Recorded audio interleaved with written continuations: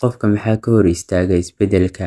Maxaa u diida horumarka? In badan oo dadka ka mid ah riyooyin bay leeyihiin. Qof walba waxa uu doonayaa inuu qoyskiisa horumariyo, naftiisa horumariyo, mustaqbalkiisa horumariyo.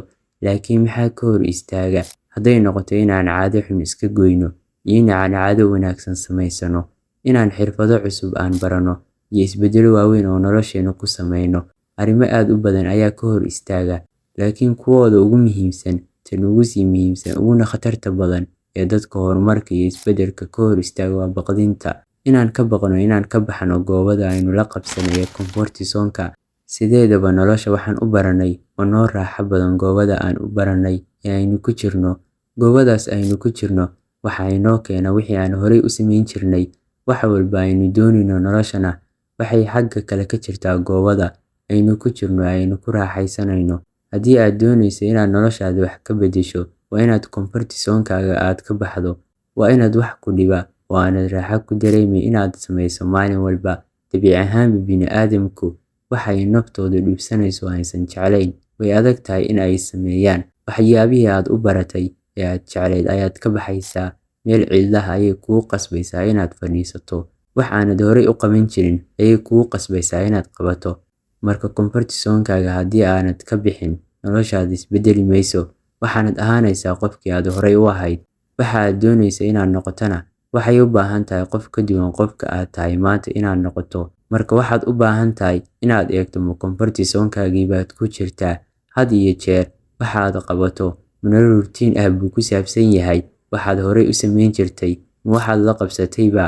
Haddii ay tahay, waa inaad ka baxdid oo aad samayso wax ka duwan wixii aad horay u samayn jirtay. Kolka aad tiraahdo waa ka baxday goobadii aad horay ugu jirtay oo aad xagga isbeddelka hal talaabo horay u qaaddo, waxaa judhiiba kugu soo kulmaya dareemo isku dhafan oo ay baqdintu ugu weyn tahay. Markasta oo ay dareemada kugu soo xaadiraan ee aad ku sigato inaad halkaagii iskaga laabato, isweydii baqdinta taa ka sii weyn ee haddaad halkaagii iska sii fadhido oo aadan isbeddel samayn 10 sano ama 20 sano kadib, sida ay noloshaadu u ekaanayso ma tahay mid ku farxad gelinaysa mise niyad jab badan ku dareemi doonto.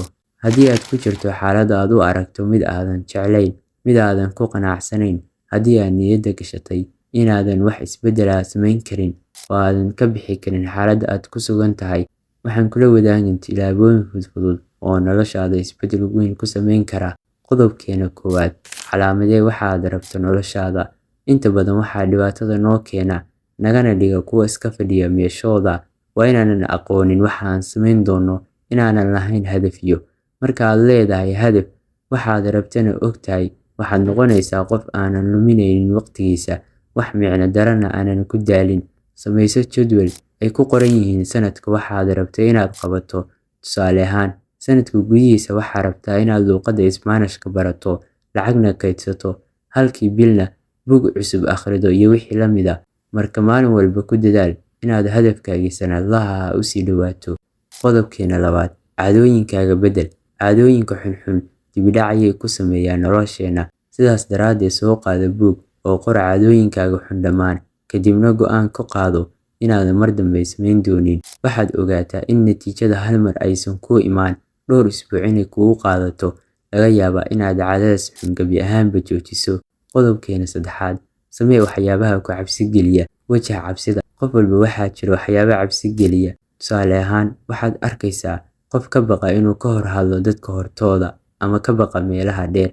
Haddii aad ka cabsato inaad dad badan hortooda ka hadasho, isku day inaad asxaabtaada hortooda ka hadasho adigoo cabsida iska bixinaya. Ugu dambeyn, waxaad arki doontaa natiijooyin yaryar inay sababi doonaan natiijo weyn. Qodobkeena afraad, baro xirfado cusub. Noqo qof xiiseeya barashada wax walba. Xirfad walba oo aad barataa maalin bay ku anfici doontaa. Tusaale ahaan, waxaad baran kartaa cunto kariska. Soomaalidu waxay aaminsan yihiin in ay qaabdaro tahay in ninka ragga ahi cunto karis barto mise cunto kariyo, laakiin taasi waa fikrad khaldan. Xirfadaha aad baran karto waxaa ka mid ah barashada kombiyuutarka, dabaasha, wadista gaadiidka iyo kuwo kale oo badan. Qodobkeena shanaad, samee jimicsi jirka. Jimicsigu waxa uu fiican yahay caafimaadkaaga, wuxuuna ilaalinayaa cudurrada qaar sida kansarka, sonkorta, cudurrada wadnaha ku dhaca iyo kuwo kale oo badan. Qofka waxa uu wanaagsan inuu maalin walba jimicsi sameeyo, Marka aad jimicsi samayso, waxaad yeelanaysaa adeeg iyo awood aad ku samayso shaqooyinkaaga maalinlaha ah. Kalsoonidaada ayaa kor u kacaysa, maskaxdaada si buuxda ayay u shaqayn doontaa. Qodobkeena 6: waqti fiican seexo. Haddii aad tahay dhalinyarada badanaa habeenkii waqti dambe seexda, oo habeenkii oo dhan soo jeeda baraha bulshada, taasina waa mid caafimaadkaaga iyo waxqabadkaaga u xun. Hurdada habeenkii iyo midda maalintii isku mid maaha. Midda habeenkii ayaa ka caafimaad badan. Marka isku day inaad alarm ku xirato taleefankaaga oo kuu sheega in la gaaray waqtigii aad seexan lahayd. Marka aad waqti fiican seexato, waxaad soo kacaysaa maalintaada adigoo dareemaya in wax badan aad qaban karto, tabar badanna aad leedahay. Qodobkeena 7: safar samee. Inaad safar samayso waa tallaabo weyn oo noloshaada isbeddel weyn ku samayn karta. Ileen mar walba oo aad safar samayso, waxaad ka helaysaa khibrad cusub. Tusaale ahaan, qofka maanta wadamo badan u safray iyo qofka aan weligiis safrin isku mid maaha. Safarka badan waxaad fursad u helaysaa inaad maskaxdaada soo dejisato, inaad ku mahadceliso waxyaabaha aad haysato noloshaada. Ileen waxaad la kulmaysaa dad kaa nolol hooseeya oo waxaad haysato haysan. Qodobkeena 8: jooji walwalka. Walwalku waa tuuga farxadda, waxaanu weerarayaa maskaxda. Ha ka walwalin mustaqbalka, Alle ayaa garanaya waxa dhici doona. Xoogga saar inaad wanaajiso waxa maanta ah, midda berrina Alle tala saaro. Ha ka walwalin waxaadan awood u lahayn inaad xakamayso. Alle ma saarin garbahaaga culays aadan xamili karaynin, marka waxba ha ka baqin, hana ka walwalin. Qodobkeena 9: mas'uuliyad is saar.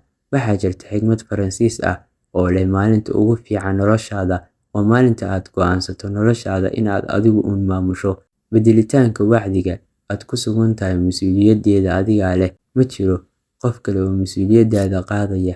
In aad gacanta ku dhigto go'aanada naftaada, inaadan isku halayn qof kale. Ha ka sugin inuu qof kale kuu yimaado kaana bixiyo xaaladda aad hadda ku sugan tahay. Haddaba intaas ayuu ku egyahay mawduuceena. Tan iyo muuqaalka xiga intaan ku kulmi doono, waxaan iga tegayaa sidaas iyo wassalaamu calaykum waraxmatullaahi tacaala wabarakaatuh.